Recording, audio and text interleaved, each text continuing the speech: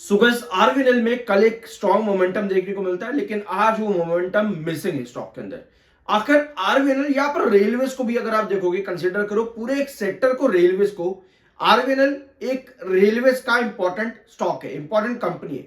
अगर आप पूरे सेक्टर को कंपेयर करोगे, आरवीएनएल को साथ में रख करके आईआरएससी, इरकॉन एंड जितनी भी रेलवेज की कंपनीज है, तो आपको एक कॉमन चीज नजर आएगी और आपने कई बार सुनी भी होगी अलग अलग प्लेटफॉर्म्स पर।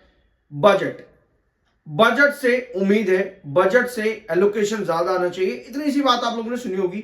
लेकिन इस पूरे पॉइंट को, ये बहुत छोटी सी बात है और इस पर आपने एक लंबे लंबे लेक्चर्स भी जगह जगह पर सुने होंगे। लेकिन बजट में एलोकेशन तो भैया पिछले कई सालों से लगातार बढ़ ही रहा है, ऐसा तो है नहीं रुक गया है। लेकिन जब बात आती है बजट एलोकेशन बढ़ने की, तो रिक्वायरमेंट कितनी है और कितना एलोकेशन आ रहा है, ये जानना और समझना जरूरी है। पहले तो आज की खबर पर आओ। आरवीएनएल की जॉइंट वेंचर को यहां पर मिलता है 1201 करोड़ का ऑर्डर गंगा ब्रिज बनाने के लिए। ठीक है, ये ऑर्डर कंपनी को मिलता है और इसके बाद स्टॉक 3% डाउन चले जाता है। आरवीएनएल में आपने एक खासियत जरूर देखी होगी, पिछले 2-3 सालों में कई बार कंपनी को ऑर्डर मिलता है, स्टॉक पॉजिटिव रिएक्शन दे देता है ओपनिंग सेशन में भी, और कई बार ऐसा होता है कि भैया पूरे सेशन गिरता रहेगा ऑर्डर मिलने के बाद भी, और दिन के आखिर के 10 मिनट में अचानक से एक बड़ा रिएक्शन दे देता है।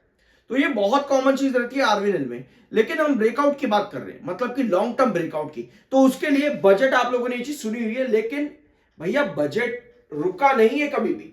अगर आप फाइनेंशियल ईयर 21 से लेकर के 26 की जो एक्सपेक्टेशन है, उनमें अगर आप देखोगे बजट में, तो आपको लगभग 1.70 लाख से 5.64 लाख करोड़ तक का बजट एलोकेशन आया है इतने सालों के अंदर रेलवेज में। लेकिन जरूरी चीज ये है कि भैया जो आपका एग्जीक्यूशन ऑफ प्रोजेक्ट है, वो एक कंसर्न रहा है। यहां पर रेलवेज ने चैलेंजेस फेस करे हैं, यहां पर सफर किया है डिले का और साथ में कॉस्ट ओवररन्स का रेलवे सेक्टर में। तो भैया बजट के अंदर एलोकेशन तो बढ़ रहा है, भले ही एक्सपेक्टेशन से कम आ रहा है, लेकिन जो एग्जीक्यूशन प्रोजेक्ट है, भैया मान लो आपको मैंने 100 रुपए दिए, या चलो मेरी मम्मी ने मुझे 100 रुपए दिए सब्जी लाने के लिए।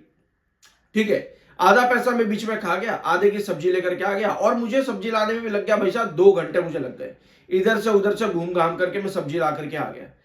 अब यही काम आप रेलवे के अंदर भी देखो, आपको पैसा दिया गया कुछ बनाने के लिए, आपने लंबा समय लगा दिया उसको एग्जीक्यूट करने में, तो ये डिले कहीं ना कहीं रेलवे के लिए टेंशन है। यही बात की गई है हायर एलोकेशन और स्लो एग्जीक्यूशन के अंदर, ये एक मेजर कंसर्न है आपके रेलवेज का। बजट में भले ही धीरे धीरे करके, चाहे वो मॉडर्नाइजेशन हो या फिर सेफ्टी को ध्यान में रखना हो या फिर लाइंस बढ़ानी हो या ब्रिजेस ओवरपास बनाने हो, तो भैया सब चीजें आपकी चल तो रही है, लेकिन उनका एग्जीक्यूशन स्लो है। ये कंसर्न है आपके रेलवेज के अंदर।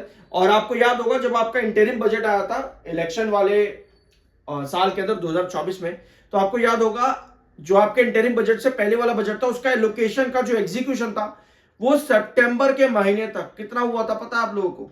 मात्र 60 से 65% के आसपास, बस इतना ही हुआ था, बाकी तो रह ही गया था। और दिसंबर तक भी इतना ही था जब अगला बजट भी आने वाला था 2025 का। तो देख सकते हो आप कितना स्लो एग्जीक्यूशन चल रहा है यहां पर। सो 5 फरवरी को 5 फरवरी कंपनी अपने क्वार्टर 3 के रिजल्ट्स अनाउंस करेगी।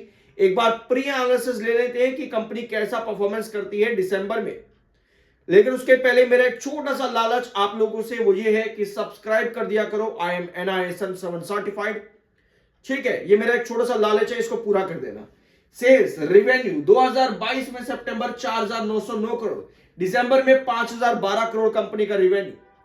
2023 में दिसंबर वीक आता है, 2023 में 2024 में फिर कंपनी वीक दिसंबर क्वार्टर दे रही है।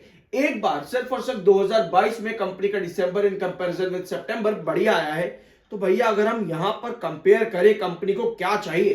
कंपनी को नीड है 5.52% का ग्रोथ लेकर के आना है भैया कंपनी को। 5.52% ये ग्रोथ कंपनी को चाहिए, यानी कि इसमें अगर आप ऐड करोगे 4,567 में कितना हो जाता है इसका? 5% लगभग हो जाएगा। 230 करोड़ हम इसको मार्क कर लेते हैं। ठीक है, 230 करोड़ आप लेकर के चल लो, और कंपनी को मतलब चाहिए अराउंड कितना हो जाएगा ये?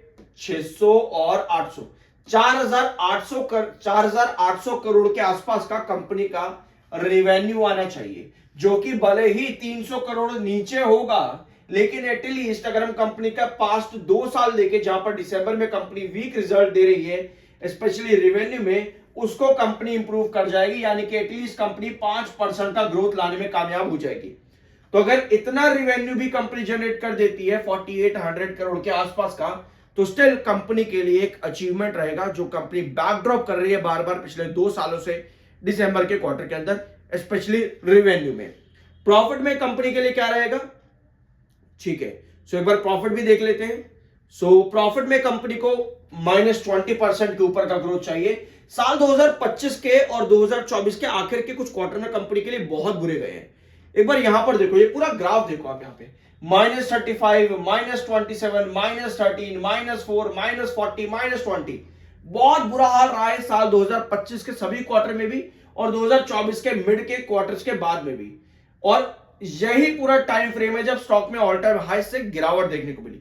तो भैया कंपनी रिजल्ट नहीं दे पा रही है। अगर हम बजट को साइड में रख दें तो भैया कंपनी अपने आप को भी इंप्रूव नहीं कर पा रही है। लगातार कंपनी का ग्रोथ प्रॉफिट के अंदर माइनस के अंदर चल रहा है, यानी कि company at the end growth percentage में मात खा रही है। भले ही आपको प्रॉफिट्स जो है कैसे भी देखने को मिले 459 करोड़, 231 करोड़, उसके बाद भी कंपनी जो है एट द एंड ग्रोथ में बहुत बुरी तरह से मात खा रही है।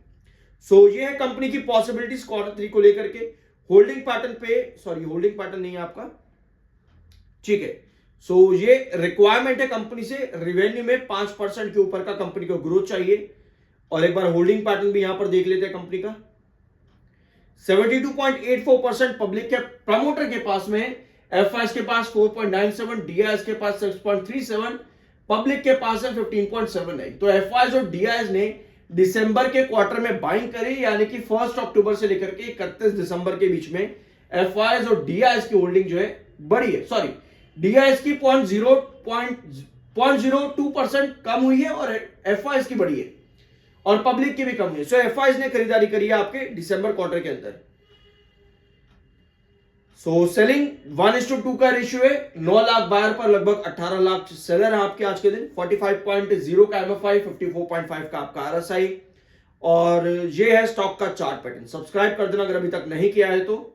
304, 304 आपका क्रूशियल बेस रहा है। इस समय 322 के मिड बेस के ऊपर आप लोग बने हुए। 322 का आपका मिड बेस है इस समय।